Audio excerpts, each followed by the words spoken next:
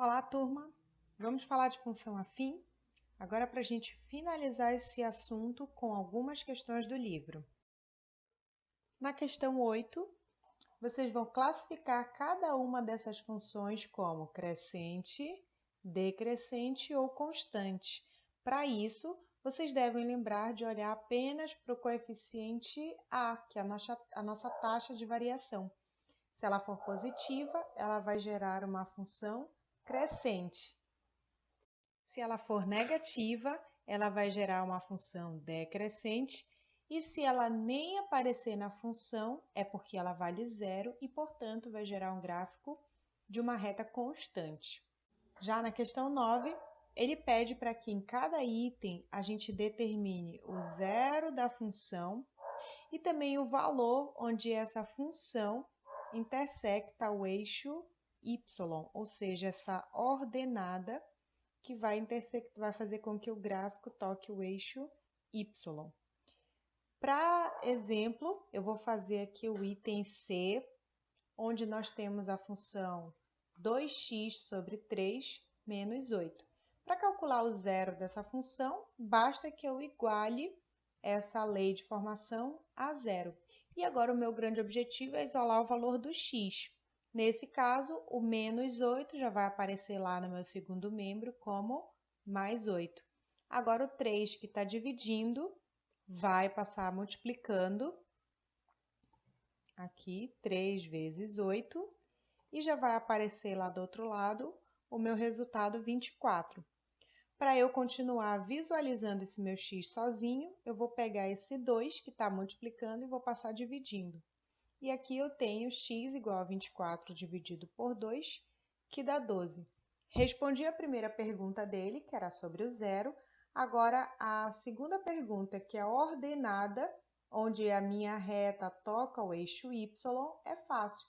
É só a gente observar o valor do nosso coeficiente linear, que nesse caso aqui é o menos 8. Agora eu vou deixar para vocês os itens A, B e D. Vamos lá para a página 77 agora. Eu vou comentar com vocês a questão 14. Em um plano cartesiano, foi representado o gráfico de uma função m de R, ou seja, cujo domínio é todos os reais, em R, ou seja, a imagem também é todos os reais, definida por m de x igual a menos 2/3 de x mais 2. Pessoal, essa lei de formação é esse gráfico aqui, ó, passando pelo 2, como nós já sabemos, né? O valor fixo, o nosso coeficiente linear, ele vai aparecer quando o meu gráfico intersectar o eixo y. E é decrescente, né? A nossa taxa de variação é negativa. Em seguida, representou-se o gráfico da função n, também de R em R, obtida por meio da translação do gráfico de M. Essa palavrinha aqui, translação, quer dizer que a gente vai movimentar o nosso gráfico algumas unidades para cima ou para baixo, tá? Nesse caso, a gente percebe aqui que a reta N, ela foi suspendida da reta M 2 unidades. Eu posso usar esse fato, mas eu quero mostrar para vocês a escrita da reta N completa, só para vocês relembrarem esse processo, tá? Que é o que pede aqui na letra A. Determine no caderno a lei de formação da função N. Então, eu vou lembrar que, por ser uma reta, a lei de formação tem o seguinte modelo: y igual a ax mais b. E eu vou olhar para cada ponto desse como uma informação completa. No primeiro ponto, eu tenho as coordenadas 0 e 4. Então, eu vou colocar aqui na minha função, no lugar do x, o 0, no lugar do y, o 4. E aí, eu tenho o seguinte: 4 é igual a vezes 0, que vai dar 0, mais b. Isso me dá a informação de que b vale 4. Agora, na segunda intersecção aqui da minha reta, vai acontecer com o eixo x. Esse ponto aqui tem coordenadas 6 e 0. Ou seja, no lugar do x eu vou pôr 6, no lugar do y eu vou pôr 0. Dando uma organizadinha aqui, o meu objetivo é isolar o A nesse primeiro membro. Então, eu vou mandar primeiro 4, que está mais eu vou mandar menos, e depois esse 6 que está multiplicando, eu vou passar dividindo. Tanto 4 quanto 6 são simplificáveis por 2. 4 dividido por 2 dá 2 e 6 dividido por 2 dá 3. Já tinha o valor do B, agora eu tenho o valor do A. Organizando isso aqui na minha lei de formação, eu chego à minha resposta. Y é igual a menos 2/3 de x mais 4.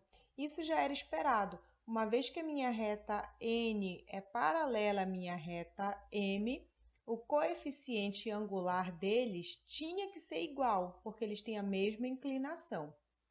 Agora, aqui está intersectando o eixo Y no 2 e aqui está intersectando o eixo Y no 4, então é justo que aparecesse o 4 aqui.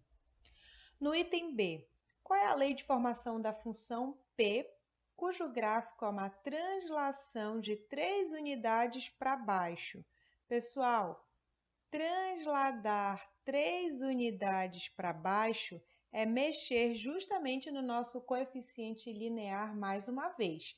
Então, eu vou aproveitar a lei de formação da função m menos 2/3 de x mais 2 e vou transladar para baixo, ou seja, eu vou movimentar essa minha reta 3 unidades para baixo. Então, ela vai ter que parar bem aqui no menos 1. Na lei de formação, é só fazer menos 2/3 de x mais 2, menos 3. 2 menos 3 dá menos 1. E essa equação aqui descreveria uma reta decrescente igualzinho à reta M, com a mesma inclinação, mas passando aqui no menos 1. Agora eu vou deixar para vocês a questão 15. Na página 82, vamos falar da questão 16. O lixo eletrônico refere-se a todo resíduo material produzido a partir do descarte de equipamentos eletrônicos que não podem ser reaproveitados, como computadores, telefones, celulares, notebooks e câmeras digitais. No entanto, isso tem gerado um grande problema ambiental quando não é descartado em locais adequados. No item A, ele diz o seguinte: o quadro apresenta a quantidade média de lixo eletrônico produzido anualmente no Brasil em função da quantidade de pessoas. Perceberam que ele já está denominando nossa função, né? A quantidade de lixo depende da quantidade de pessoas. Supondo que uma pessoa produza, em média, 2,6 quilos de lixo eletrônico por ano, segundo o IBGE, a projeção da população brasileira em 23 de julho de 2015 era de 204.566.288 pessoas. De acordo com essas informações, quantas toneladas de lixo eletrônico seriam produzidas anualmente por essa população? Então, aqui, gente, na letra A, ele já me disse quantos quilos de lixo cada pessoa produz e ele também me deu a projeção da população. Agora, eu tenho que perceber que a quantidade de lixo produzidos é 2,6 vezes a quantidade de pessoas.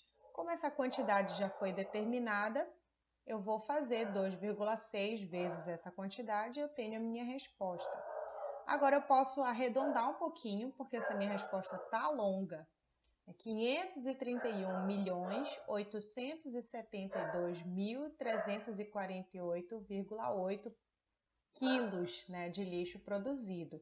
Isso dá aproximadamente 531.872 toneladas de lixo. Respondendo então a letra A. Na letra B, ele fala o seguinte: a relação entre a quantidade de pessoas e a quantidade média de lixo eletrônico produzido, representada no quadro, é uma relação de proporcionalidade? Sim, porque quanto maior o número de pessoas, mais lixo produzido vai ser gerado. Isso é porque já foi visto, né, uma taxa de 2,6 por pessoa. Então, para cada nova pessoa, mais 2,6 quilos de lixo. Então, sim, é uma proporção. Na letra C, ele pergunta qual é a constante de proporcionalidade? É justamente esse 2,6 que faz com que a gente multiplique pela quantidade de pessoas, né? A nossa taxa de variação, também chamada de coeficiente angular. Agora, nessa mesma página, eu vou deixar para vocês as questões 17 e 19. Vamos lá para a página 86, eu vou comentar com vocês a resolução da questão 28. Certo investimento de R$ 3.452 gerou um montante de R$ 5.143,48 após 7 anos. Qual foi a taxa anual de juros simples? Perceberam que aqui eu já disse quem é o capital, ou seja, o valor inicial, o que está gerando esse capital depois de um bom tempo, que é o montante, o valor final, e o tempo, né, que esse capital levou para se transformar nesse montante. Nós vimos em uma aula que o montante ele funciona em função do tempo, né? Ele está em função do tempo e o meu capital funciona como um valor inicial, um valor fixo. Nesse caso, eu já tenho todas essas informações, menos o A.